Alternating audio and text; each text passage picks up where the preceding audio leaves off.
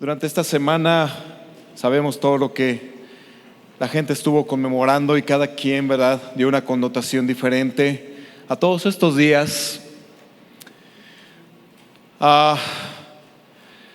He titulado este mensaje El sacrificio de Cristo.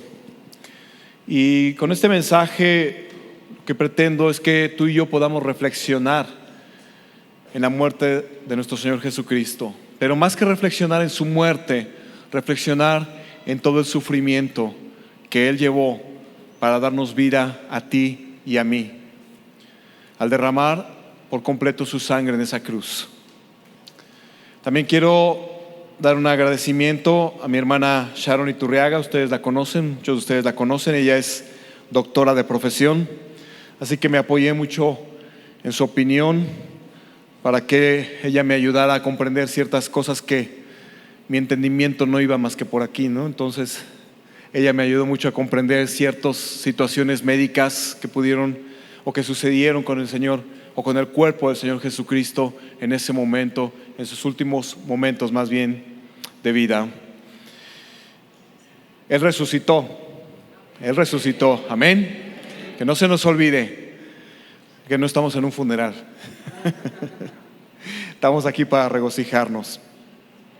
Así que esta semana que recién terminó, el día de ayer, mi hermano, la gente estuvo pues conmemorando a su manera esta llamada Semana Santa. Sin embargo, el Señor no nos ha llamado a vivir una Semana Santa, sino a vivir una vida santa. Para muchos, esta semana, ¿verdad?, significó salir de vacaciones. Para otros significó tomar unos días y estar reflexionando en el sacrificio de Jesús. Para otros significó portarse bien. Todos los días del año se portan mal, pero esta semana dijeron: me voy a portar bien toda esta semana, ¿no? Y para otros simplemente no significó nada. Estaba yo buscando qué era lo que realmente la gente en general, nosotros como cristianos sabemos que se llevó a cabo, que se conmemora. Pero la gente en general, cuando tú te metes a internet y buscas ahí, ponen: la Pascua es la resurrección de Jesucristo. Sin embargo, cuando tú y yo nos metemos a estudiar la palabra de Dios más profundamente, encontramos que la Pascua realmente es otra cosa diferente. La Pascua fue instituida por Dios en el libro de Éxodo. Y la Pascua tenía dos significados. La primera era la liberación de la esclavitud del pueblo de Israel de Egipto.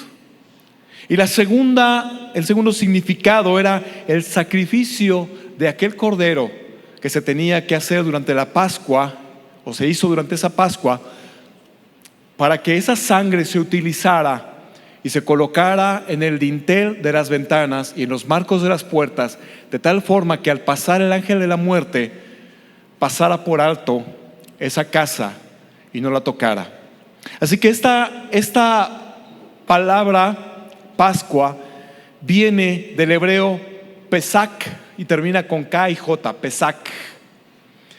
Y esta palabra significa precisamente eso: pasar por alto, significa preservar o mostrar misericordia, de tal forma que cuando el ángel pasaba por ahí, pasaba por alto, ¿verdad?, ese hogar, mostraba la misericordia de ese hogar, preservaba la vida en ese hogar, porque estaba la sangre del cordero en los dinteles y en las puertas.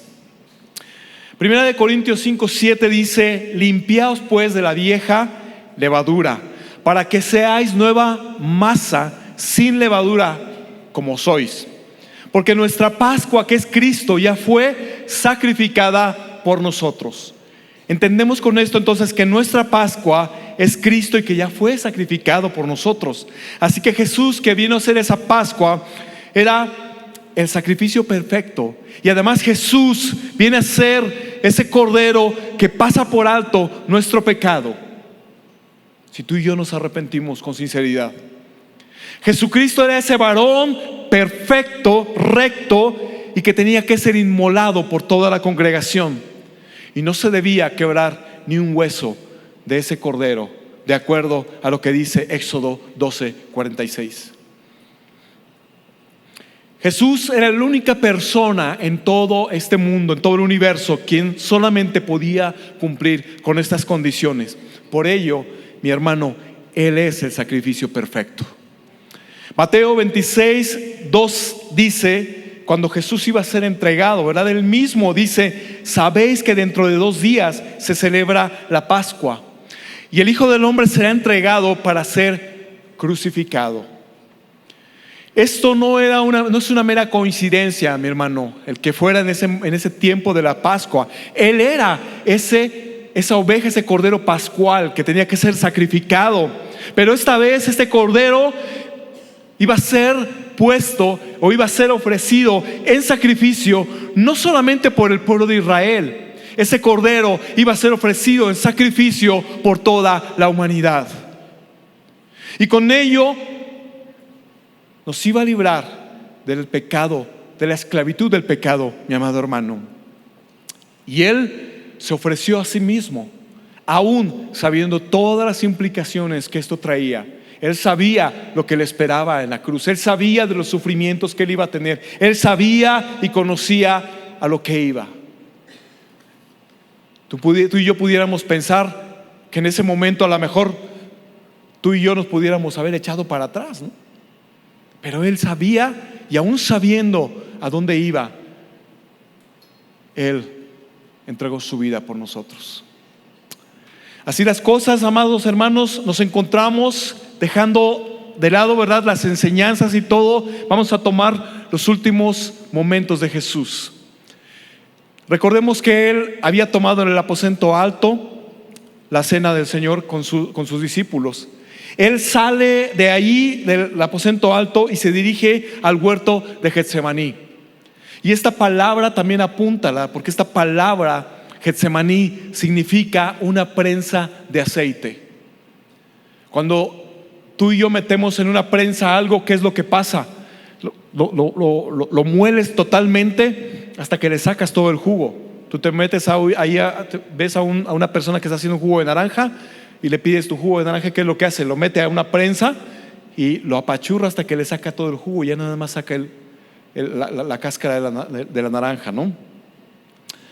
Así eso significa Getsemaní, una prensa de aceite. Ahí fue llevado el Señor Jesús. Ahí fue y llevó a sus discípulos para orar, porque en ese momento, a partir de ese momento, realmente es cuando empieza el sufrimiento de Jesús. Él mismo declara en Marcos 14:34, Él dice: mi alma está triste hasta la muerte. ¿Has encontrado este tipo de tristeza? ¿Te has hallado en este tipo de tristeza hasta la muerte? Jesús lo declaró: mi alma está triste hasta la muerte. Y quizás te puedas preguntar en esta mañana: ¿Jesús, nuestro Salvador, estaba triste por entregar su vida por mí? No era así, mi amado hermano. Jesús se refería a otro tipo de tristeza. Él estaba triste porque Él sabía que en un momento determinado Él experimentaría la soledad completamente en su vida. Él experimentaría el abandono en su máxima expresión, porque Él iba a ser separado del Padre inclusive.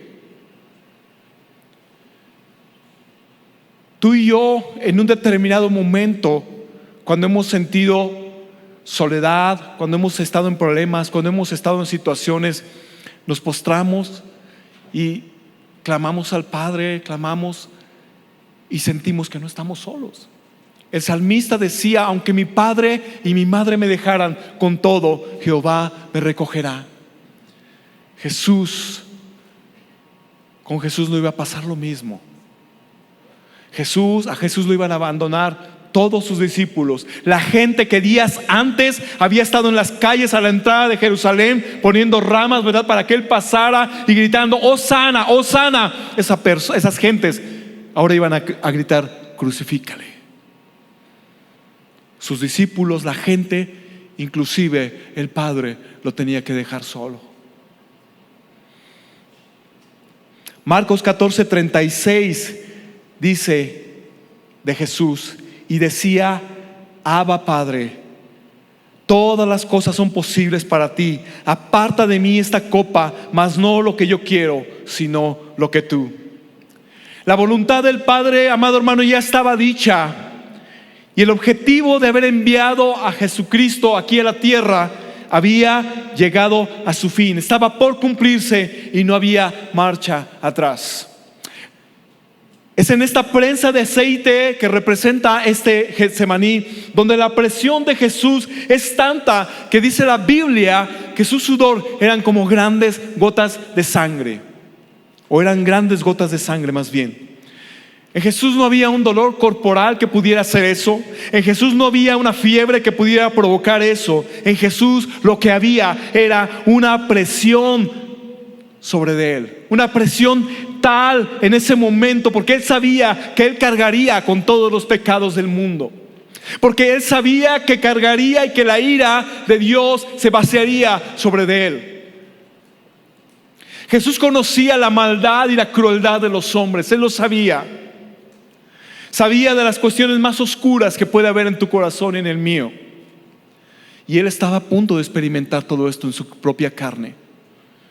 Lucas 22:44 declara: y estando en agonía oraba más intensamente, y era su sudor como grandes gotas de sangre que caían hasta la tierra.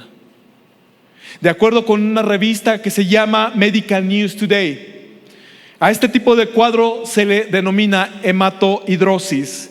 Y este cuadro se presenta cuando una persona está siendo sometida a un gran estrés mental, físico, incluso psicológico, como el que estaba enfrentando en ese momento nuestro Señor Jesucristo.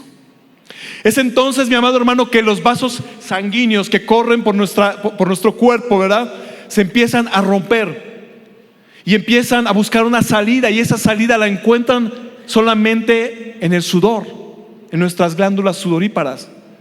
Por eso Jesús realmente, en este momento de presión sobre su vida, él estaba sudando gotas de sangre. ¿Qué pasaría en ese momento por la mente de nuestro Señor Jesucristo? Él en sus enseñanzas, él había declarado muchas cosas. Él en sus enseñanzas una vez dijo que el buen pastor da su vida por sus ovejas. En otra enseñanza él declaró que no hay amor más grande que un amigo ponga su vida por otro. Todas estas enseñanzas él las había vivido, y en este momento las iba a vivir en carne propia. Había llegado el momento de demostrar que sus enseñanzas él las vivía. Había llegado el momento de demostrar que él era capaz de dar su vida por sus ovejas. Había llegado el momento de demostrar que él era capaz de dar su vida por sus amigos. Es más, había llegado el momento en que él demostraría que él daría su vida aún por sus enemigos, aún por aquellos que buscaban su vida, aún por ti y por mí, aún cuando no lo merecíamos. Había llegado el momento en el cual él de antemano ya sabía que Judas lo iba a traicionar. El momento en el cual de antemano él ya sabía también que Pedro le iba a negar. Sabes, es cuando tú y yo estamos pasando por un tiempo de necesidad, es muy padre cuando llega un hermano y ora por ti y está contigo y te abraza. Aún esto le iba a ser quitado al Señor Jesús. Él iba a ser dejado totalmente solo.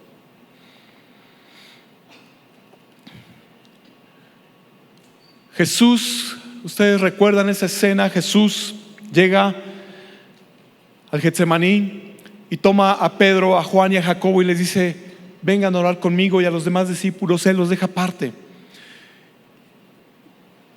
Y él, cuando empiezan a orar, él regresa y ve que sus discípulos no pudieron estar orando con él, y les reclama. Vuelve él a regresar y se pone a orar, y al regreso nuevamente ve que sus discípulos están dormidos, y la Biblia dice que los ojos de ellos estaban cargados de sueño. Y nuevamente vuelve a ir el Señor y clama que pasara de él esa copa, y vuelve a retornar, y esta vez les dice a sus discípulos: duerman. Y decía: he aquí el que viene a entregarme está aquí. En ese momento hace su aparición Judas, entregándole con un beso. El significado de un beso tiene muchas connotaciones. pero no entregas o no traicionas a una persona con un beso. La gente da un beso porque ama a alguien. La gente da un beso porque tiene un afecto con una persona. Pero en el caso de Judas, este beso solamente era la manifestación de su descaro, de la hipocresía y de la burla que había en su corazón. Por otro lado, Judas no venía solo. Judas venía con una multitud enardecida, armados con palos y con piedras. Venían por Jesús. Jesús les dice: tanto tiempo estuve ahí en el día, estuve ahí solo y nunca dijeron nada, nunca hicieron nada. Pero vienen en la oscuridad, ¿sabes? Porque en la oscuridad es donde la gente hace las cosas que están mal. Cuando entran a robar a tu casa es cuando tú no estás, cuando está oscuro en la noche. Eso develaba el corazón de toda esta gente que estaba ahí, que venía por Jesús. El problema de los fariseos, amado hermano, el problema de los fariseos y de los escribas tenía un nombre. Ese nombre era el nombre de Jesús. Los fariseos muchas veces habían sido confrontados por él. Y hermano, hoy en día el problema de la gente sigue siendo el nombre de Jesús. Porque a la gente le puedes hablar de religión, a la gente le puedes hablar de evolución, a la gente le puedes hablar de política, a la gente le puedes hablar hasta de fútbol y no tienes ningún problema. Pero cuando a la gente le hablas del nombre de Jesús, cuidado. La gente se escandaliza cuando le hablas de Jesús. La gente se siente incómoda cuando le hablas de Jesús. Pues cuando tú nombras a Jesús, siempre hay una connotación de santidad. Cuando tú nombras a Jesús, siempre hay una connotación de que la gente empieza a sentirse agredida, porque la gente no quiere ser confrontada con su forma de vida. Jesús les había dicho a toda esta gente lo que él pensaba. Él se había atrevido a cuestionarles lo que nadie más les había cuestionado. Él los había dejado sin argumentos, los había puesto en su lugar. Es así que ellos habían decidido ir por él, y el precio ya estaba fijado y arreglado. Judas había ido a ellos. Como tú sabes, Judas sustraía de las ofrendas. En su corazón había ya esta parte, esta codicia. Entonces Judas va y les dice: ¿qué quieren? ¿Qué me van a dar si se los entrego? Y había un precio: 30 piezas de plata. Caifás, Juan 11, 49, 50 dice que Caifás, uno de ellos, sumo sacerdote aquel año, les dijo: vosotros no sabéis nada, ni pensáis que nos conviene que un hombre muera por el pueblo y no que toda la nación perezca. Él estaba poniendo precio a la vida de Jesús en este momento. Le convenía que esa persona que había estado siendo esa piedra en el zapato tuviera que morir. ¿Cuánta razón tenía inclusive Caifás en estas palabras, sin saber lo que él mismo decía? Era necesaria la muerte de un solo hombre para salvar a todo el mundo. Sin embargo, el sentido que Caifás dice estas palabras es en el sentido en el que o lo podemos interpretar como: es mejor que muera un solo hombre a fin de que nosotros conservemos nuestro estilo de vida, sin ser confrontados por nadie, sin que nadie les dijera: hey, no pongas cargas en otros que tú mismo no puedes llevar. De acuerdo al actuar del sumo sacerdote, tú y yo podemos entonces deducir de allí la línea hacia abajo cómo está. Tú conoces a un padre cómo actúa y conoces a sus hijos y dices: tal cual. Era lo mismo que estaba sucediendo. Todos se habían puesto de acuerdo para matar a nuestro Señor Jesucristo. Jesús es presentado ante el concilio después de esto. Jesús es arrestado, Jesús es llevado y se presenta ante el concilio. Ahí en el concilio, ¿verdad? Está el sumo sacerdote, están los ancianos, está todo el pueblo y están juzgándolo. Y la situación es que empezaban a presentar testigos que estaban diciendo mentiras, pero la palabra de Dios nos dice que inclusive los testimonios de ellos no concordaban. Entonces tiene que intervenir nuevamente Caifás, el sumo sacerdote, aquel que ya lo había condenado a muerte. El autor intelectual vuelve a intervenir y él le dice: ¿eres tú el Cristo? Y él lo empieza a cuestionar.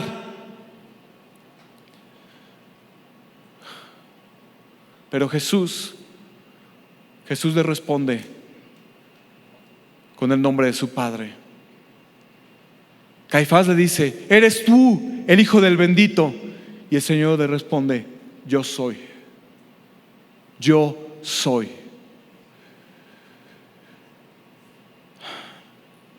Jesús nos da Jesús que había en un momento determinado había echado abajo todos los argumentos de los fariseos, de los escribas. En este momento Jesús solamente se queda callado. Y sabes, con esto tú y yo tenemos que aprender, tenemos que entender que cuando nosotros estamos siendo acusados falsamente, tú y yo debemos tener la paciencia que Jesús tuvo. Jesús no se defendió nunca en este momento. Jesús solamente afirmó la verdad, lo que ellos mismos ya sabían. Yo soy. La palabra de Dios dice en Salmo 17:2: de tu presencia proceda mi vindicación, vean tus ojos la rectitud. Tú y yo no tenemos por qué estar diciendo argumentos cuando se nos presentan situaciones como esta, porque el Señor sabe lo que estamos pasando. Imagínate, si Él quiso que su hijo pasara por esto, ¿a poco no querrá que tú pases por un tiempo de tribulación para ver cómo está tu carácter? ¿A poco no querrá que pases por una prensa para ver cómo está tu carácter, para ver cómo estás creciendo en Él, para ver si estás confiando en Él? ¿Tú crees que no va a querer el Señor pasarnos por esa prensa a nosotros también?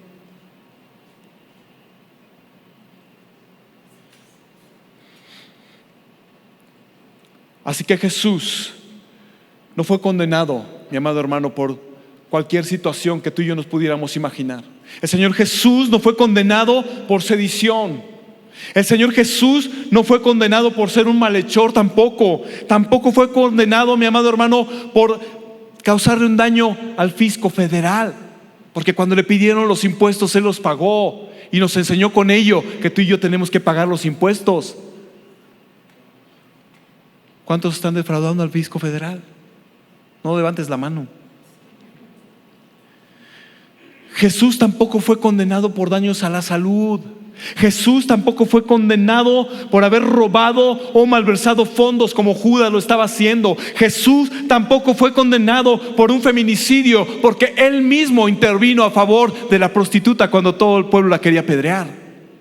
Jesús fue condenado y el único pecado para ellos y la única falta fue que Él dijo que era Hijo de Dios. Imagínate que te llevan ante un tribunal y te preguntan: ¿quién eres? Soy Gabriel Zaragoza, hijo de... Mándenlo a la silla eléctrica. Eso fue lo que le hicieron a Jesús. Lo estaban condenando, no por lo que hubiera hecho, sino por quien Él decía que era. Al momento de que Él dice quién era, ¿verdad? Caifás se rasga sus vestiduras. De la misma forma en que Saúl en su momento rasgó el manto de Samuel y Dios rasgó el reino de su mano, de la misma forma el sumo sacerdote le sería quitado para siempre el sacerdocio, y el velo del templo también se rasgaría para quitar esa exclusividad que los sacerdotes tenían de entrar al lugar santísimo. Y hoy tú y yo tenemos entrada a ese lugar santísimo por la sangre del Cordero de Dios. Hoy ese velo se rasgó. En ese momento, ¿verdad? Que Caifás estaba rasgando los vestidos, era como tipo, digamos, una profecía. Se rasgaba el velo del templo. Él ya no iba a ejercer más el sacerdocio, ya no iba a tener esa exclusividad. Ahora ya no iba a haber ese intermediario que pudiera entrar. Ahora tú y yo tenemos entrada directa. Aleluya. Jesús es declarado digno de muerte, y a partir de allí se dejan sentir, a mí, amado hermano, los abusos hacia la persona de Jesucristo. Recordemos para este momento, hermano, que Jesús está en el patio del sumo sacerdote. Ellos no han llegado al pretorio, están todavía en el patio del sumo sacerdote, donde está siendo juzgado por ellos. Entonces por ahí anda Pedro. Marcos 14:54 nos dice la Biblia, que Pedro le seguía de lejos. Dice, y Pedro le seguía de lejos hasta dentro del patio del sumo sacerdote.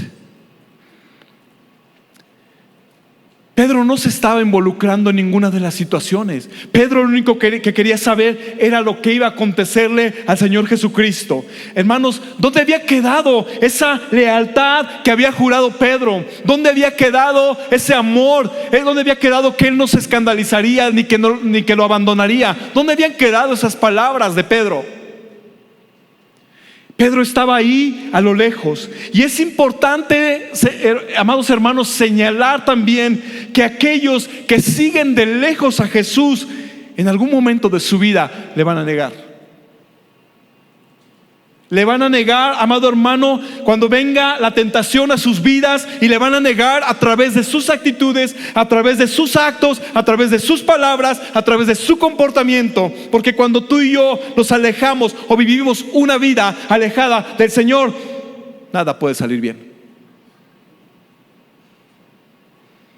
¿Cuántos estamos alejados del Señor en este momento? ¿Cuántos estamos presentes aquí pero ausentes en la mente? ¿Cuántos en este momento realmente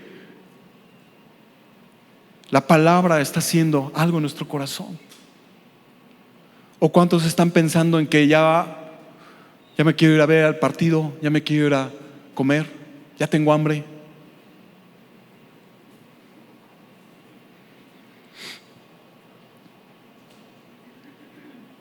Otra vez noche de adoración. Si apenas hace un mes tuvimos una. ¿Cuántos estamos vigilando nuestro caminar y el caminar de nuestros hijos?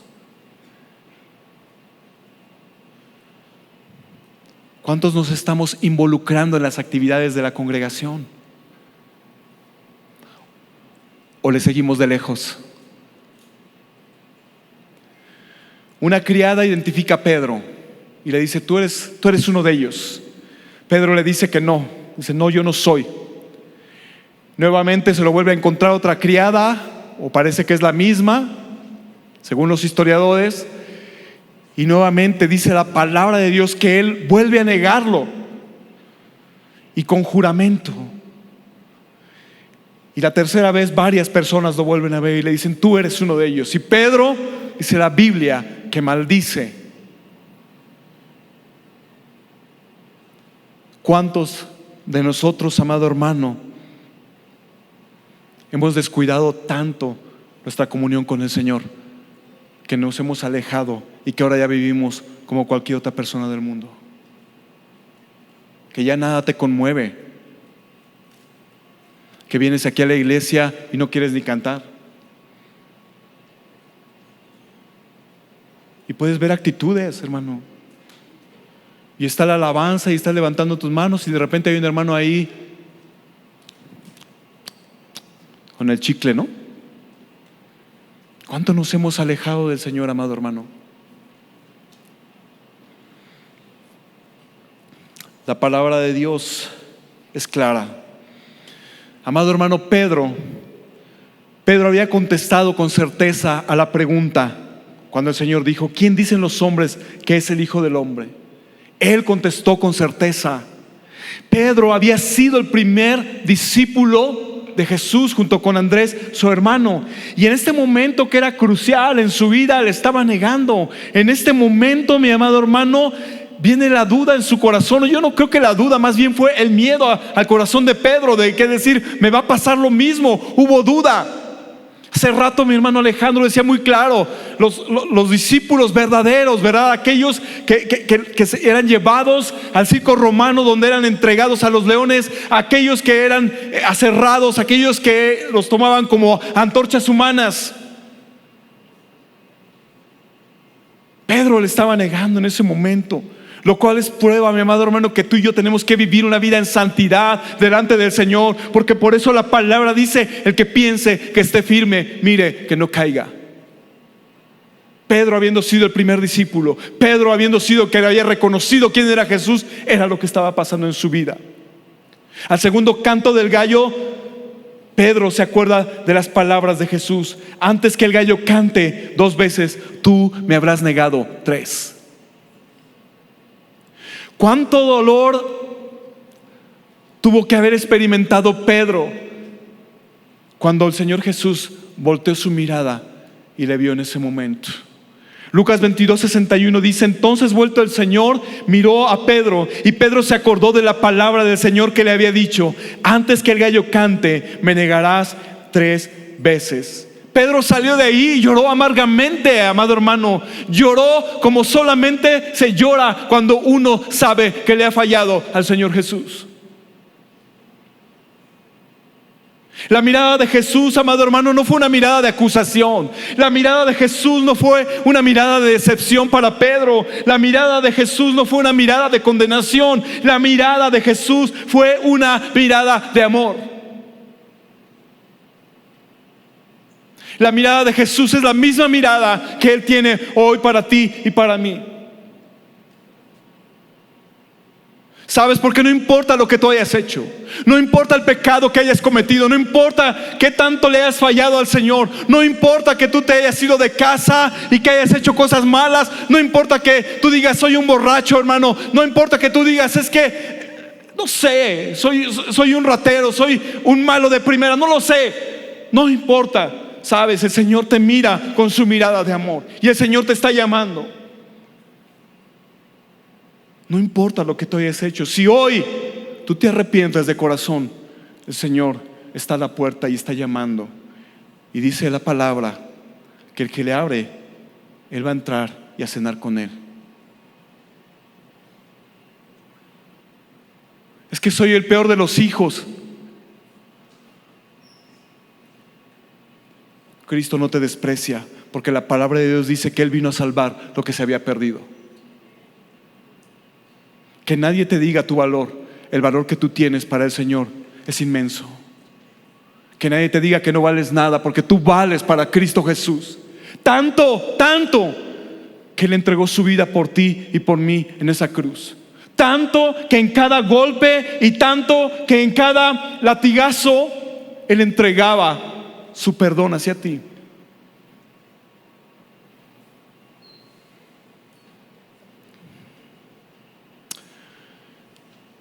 Jesús es enviado después de ahí a Pilatos. Salen de ahí del patio del sumo sacerdote y lo van a presentar ante Pilatos para ser juzgado.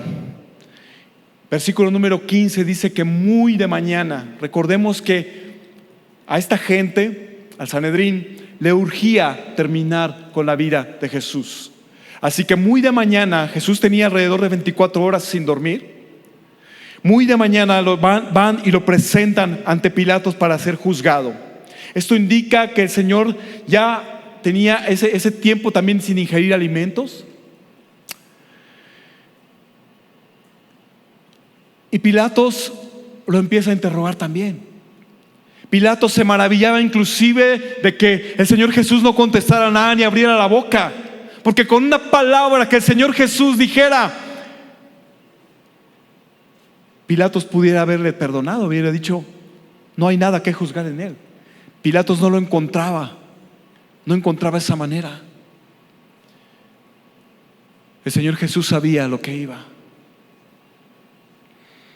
y cayó. Así que Pilato les pregunta, ¿a quién quieren que libere? ¿A Barrabás o a este Jesús? Y el pueblo empieza a gritar, libera a Barrabás. Bueno, ¿y qué voy a hacer con este Jesús? Y el pueblo empieza a gritar, crucifícale, crucifícale. Sabes, amado hermano, que hoy en día sigue sucediendo lo mismo en este mundo, en esta tierra, en esta sociedad que está caída. ¿Por qué? Porque los caminos del hombre quieren seguir, el hombre quiere seguir actuando en su propia manera. Quiere seguir en su corrupción, el hombre quiere seguir en sus infidelidades, el hombre quiere seguir en sus ganancias deshonestas, el hombre quiere seguir en sus borracheras y en sus parrandas, porque prefiere vivir una vida a su manera que vivir una vida a la manera de Cristo. Pilato quería satisfacer al pueblo y manda a azotar a Jesús. Hermano, ¿cuántas veces tú y yo tomamos ese lugar de Pilatos? ¿Cuántas veces tú y yo, para satisfacer a los demás, nos camuflamos en este mundo que nos rodea? ¿Cuántas veces, amado hermano, pasamos totalmente desapercibidos con tal de que no nos hagan preguntas que cuestionen nuestra fe? Tristemente, mi hermano, porque no nos interesa saber más de Jesús. Hay quienes, a algunos que ni siquiera les interesa estudiar la palabra. Jesús es azotado con un látigo romano. Ese látigo romano que tenía en sus puntas pedazos de hueso y tenía en sus puntas pedazos de plomo. Estas puntas, al momento de que le castigaban al condenado, esas puntas se enredaban en el cuerpo de la persona, y al momento de jalar, eso se traía la piel, se traía de tal forma inclusive que quedaba el tejido subcutáneo, lo podías ver, de tal forma que inclusive algunos órganos quedaban a la vista. Jesús recibió este castigo. Esto le provocó heridas tan profundas que dañaron sus vasos sanguíneos. Estos vasos sanguíneos le provocaron dañados, provocaron hemorragias, y estas hemorragias provocaban en él mareo, provocaban dolor, provocaban debilidad, dolores musculares y una baja presión arterial. Una vez que azotaron a Jesús, fue entregado a una compañía de soldados, y esta compañía pudo haber estado conformada por alrededor de 200 hombres. 200 hombres que le escarnecían, 200 hombres que le arrancaban el pelo, 200 hombres que le arrancaban la barba, 200 hombres que le golpeaban, que le arrancaron sus ropas. Nuestro cuerpo está diseñado por el Señor de tal forma que cuando empezamos a sangrar, empieza un proceso que se llama coagulación. La coagulación hace que dejes de sangrar, y cuando a Jesús le ponían sus ropas, esa sangre se quedaba pegada, de tal forma que cuando llegó, los soldados arrancaron esa ropa y nuevamente sus heridas se abrían, y el dolor era intenso. Le colocaron un manto escarlata, dice la palabra, y todos se postraban ante él y le decían: salve, rey, en una acción de burla. Nuevamente le volvieron a quitar esa capa escarlata, y nuevamente esa capa ya estaba empapada de sangre. Esa capa ya se había pegado al cuerpo de Jesús, se había adherido, y nuevamente el Señor vuelve a sufrir que se le arranque, y con esto nuevamente él vuelve a empezar a sangrar profusamente. Le pusieron una corona de espinas en su cabeza. Esas espinas medían de 3 a 5 centímetros, de tal forma que cuando lo golpeaban era como si un martillo estuviera tratando de meter un clavo en la madera. Las espinas se metían dañando el cuero cabelludo, dañando los vasos sanguíneos y dañando su cráneo, de tal forma que incluso pudo haber sido víctima de una fractura craneal.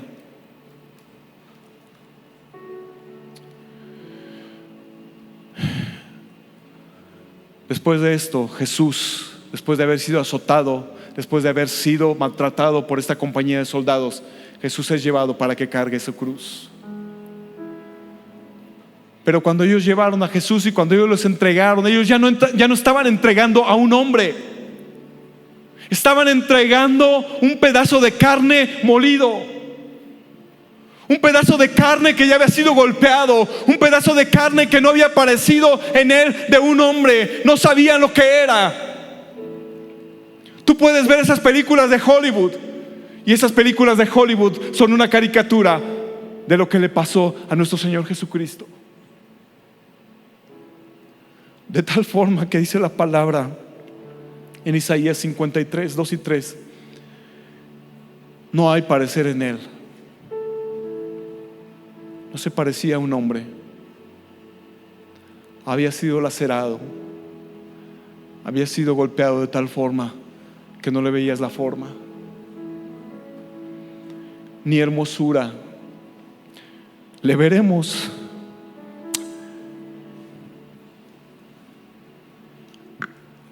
más inatractivo para que le deseemos. Despreciado y desechado entre los hombres, varón de dolores, experimentado en quebranto, y como que escondimos el rostro, como muchos lo siguen escondiendo hoy en día. Fue menospreciado y no lo estimamos. Jesús ya no puede caminar. El cansancio, la pérdida de sangre, la falta de alimentos, todo está jugando en su contra en este momento. La cruz la tiene que llevar otra persona por él. Esa cruz que pesaba alrededor de 136 kilos.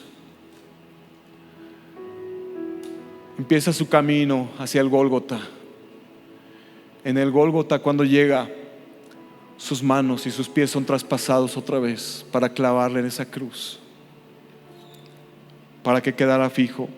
Esto partió músculos, partió sus arterias. Él seguía sangrando profusamente.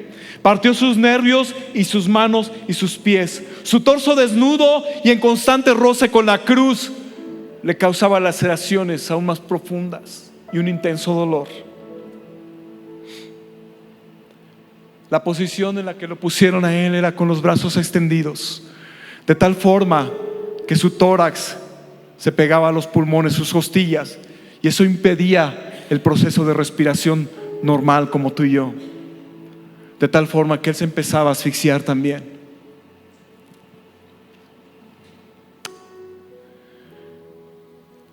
Al oír la voz de Jesús, cuando él clama: sed tengo, una persona va y le ofrece vinagre con mirra, que este era un estupefaciente natural y que le serviría para minorar el dolor, pero el Señor Jesús lo rechaza. ¿Cómo podría ser el sacrificio perfecto si se ayudaba de ciertas cosas para mitigar su dolor? Su crucifixión se llevó a cabo a las 9 de la mañana. Marcos 15:25 dice que era la hora tercera cuando le crucificaron. La NBI dice que eran las 9 de la mañana cuando le crucificaron. A partir de la hora sexta, mis amados hermanos, hubo tinieblas sobre toda la tierra. Los escribas y los fariseos le habían dicho en una ocasión a Jesús: dinos, danos una señal del cielo de que eres el Hijo de Dios. Ahí estaba esa señal que ellos pedían. Tinieblas sobre toda la tierra. El sol se había apagado, tal y como empezó la creación del mundo, donde las tinieblas estaban sobre la faz del abismo. Lucas 23, 39 al 43 dice que habían puesto 2 malhechores a sus lados, y que uno de ellos le decía: si eres el Hijo de Dios, sálvate y sálvanos a nosotros. El otro le decía: acuérdate de mí cuando vengas a tu reino. Y el Señor le contesta. Yo me imagino que en ese momento el Señor vuelve a soltar esa mirada de amor que hizo con Pedro. Y el Señor le ve con amor y le dice: de cierto te digo que hoy estarás conmigo en el paraíso. La pregunta, hermano, es: ¿con cuál de los dos tú te identificas en esta tarde? ¿Eres el que quiere estar en el reino del Señor y estás dispuesto a pagar el precio por ello? ¿O eres el que solo quiere salvarte?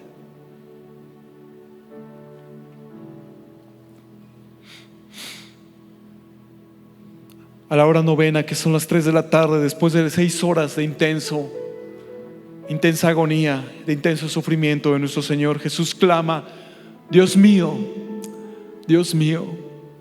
¿por qué me has desamparado? La ira de Dios se estaba descargando sobre Jesús, porque Dios no puede estar junto al pecado, y Jesús estaba llevando el pecado de toda la humanidad en él. En ese momento el Padre lo abandona totalmente, y Jesús clama: ¿por qué me has abandonado? Mateo 27:50 dice que Jesús clamó otra vez y entregó el Espíritu. Marcos 15:37 dice que Jesús dio una gran voz y expiró. Lucas 23:46 dice que Jesús clama: Padre, en tus manos encomiendo mi espíritu. Juan 19:30 dice que Jesús dice: consumado es, y entrega el espíritu. Hermanos, el corazón de Jesús estuvo trabajando más rápido para bombear la poca sangre que quedaba en su cuerpo, tratando de que el oxígeno pudiera llegar a todos sus órganos. Pero al no haber más sangre, se genera una falla orgánica múltiple. Esto quiere decir que todos sus órganos empiezan a fallar: sus riñones, su hígado, su páncreas, su corazón. Todo empieza a fallar. El Maestro está expirando.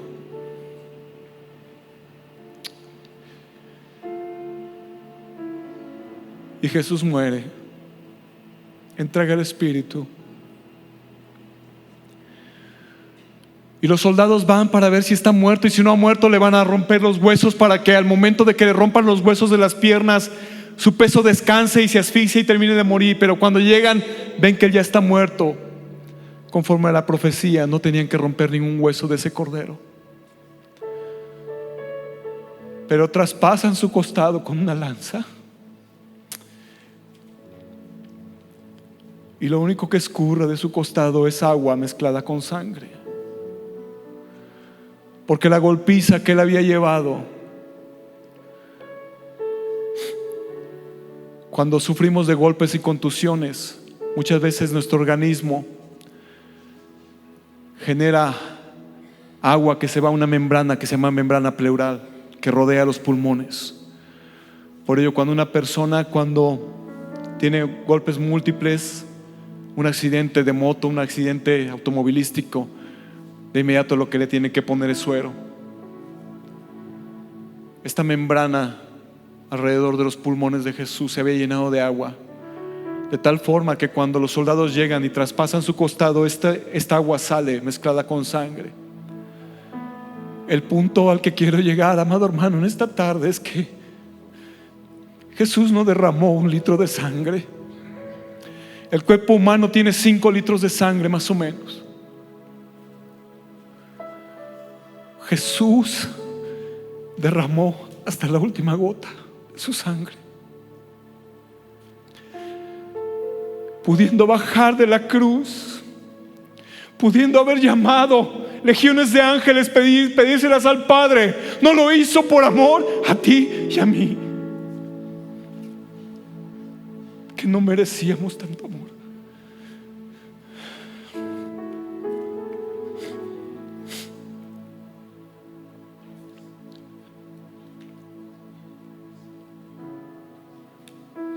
puedes decir, qué bonita historia. O tú puedes decir que no lo sabías, pero ya lo sabes. Y hoy yo quiero hacer un llamamiento, mis hermanos. Si tú estás viviendo una vida como Pedro, que se alejó en el momento en que más Jesús lo necesitaba, que solamente le seguía de lejos. Si tú estás viviendo una vida así, que estás siguiendo a Jesús de lejos, pero hoy tú has decidido cambiarlo y hoy quieres caminar de otra forma, yo te voy a pedir que te pongas de pie. Nadie te va a juzgar. ¿Sabes por qué? No hay uno de aquí que no le hayamos fallado al Señor. No hay uno. La palabra de Dios dice que no hay justo ni aun uno. Y muchas veces decimos, es que no soy digno. ¿Sabes? Nadie es digno. Si tú quieres vivir a partir de hoy, quieres hacer la paz con Dios, yo te voy a pedir que te pongas de pie. Si tú has vivido una vida alejada del Señor y hoy quieres cambiarla, ponte de pie. Aleluya.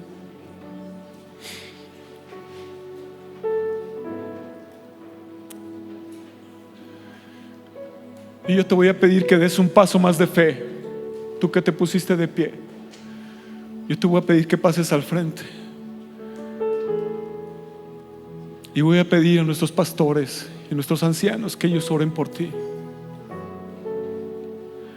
Que el Señor traiga fortaleza a tu vida. Que el Señor fortalezca tu espíritu. Que el Señor fortalezca tu fe también. Aleluya.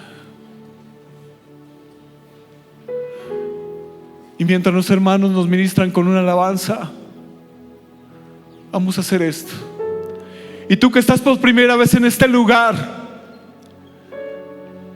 estás escuchando la palabra de Dios por primera vez, de tal forma que el Espíritu de Dios te ha conmovido, de tal forma que ese Espíritu de Dios te está confrontando con la manera en que estás viviendo tu vida, y que hoy has decidido aceptar a Cristo como tu Salvador, yo te voy a pedir que ores conmigo y que le digas: Señor, cierra tus ojos ahí en tu lugar donde estás y dile: Señor, hoy reconozco que he vivido una vida vacía, una vida hueca sin ti, pero ya no quiero vivirla más. Hoy quiero ser tu hijo, quiero ser llamado tu hijo y que tú seas mi padre. Hoy te entrego mi vida, creyendo que tú me vas a cambiar, creyendo que tú tienes el poder para cambiar mi corazón, mis actitudes. Hoy quiero ser otro. Hoy quiero ser diferente y no me importa lo que la gente me diga. Hoy quiero vivir mi vida de otra forma y te entrego mi vida en este momento, a partir del día de hoy. Y tú que estás aquí al frente, amado hermano, tú sabes orar, tú sabes lo que hay en tu corazón y lo que hay en tu vida. Tú sabes la manera en que te has estado comportando. Tú sabes qué te ha hecho alejarte del Señor. Es tu trabajo. Estás coqueteando con el pecado. Hoy inclina tu rostro. Señor, dile al Señor que te perdone. Señor, hoy queremos buscar de ti. Hoy reconocemos, Señor, que en nuestras vidas no hay nada bueno, Padre. Pero, Señor, sabemos que tú diste tu vida por nosotros. Que muchas veces, Señor, no hemos tomado en consideración realmente lo que significa, el significado más bien de esa cruz, Señor. Que nuestra vida ha estado alejada de ti. Que hemos vivido una vida en la cual hay comodidades, Señor, que no queremos servirte, que nos es mejor estar fuera de la iglesia, que nos es mejor una banca, Señor.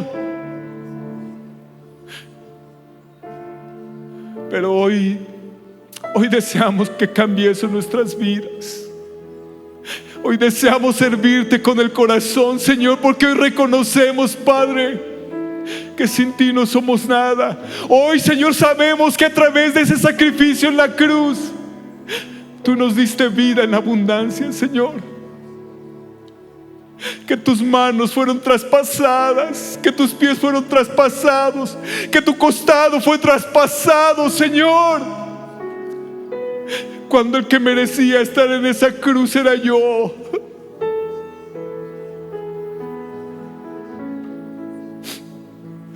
Perdónanos, Señor. ¿Sabes la parte más hermosa de toda esta historia del Señor Jesucristo? Aparte de este sacrificio en la cruz, es que Él resucitó, que hay una tumba vacía,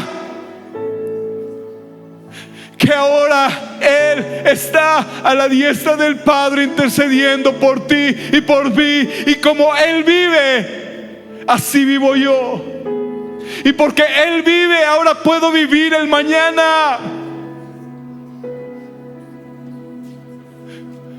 Pablo decía: con Cristo estoy juntamente crucificado, y ya no vivo yo, mas Cristo vive en mí.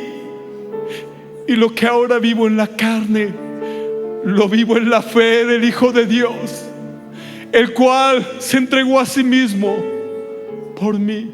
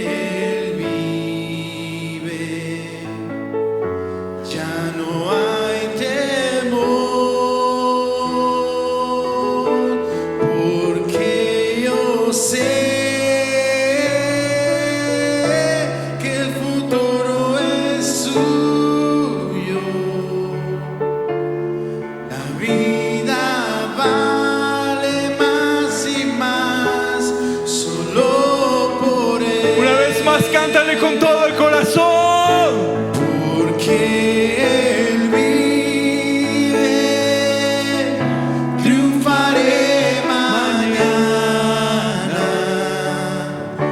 Porque Él vive, ya no hay temor. Porque yo sé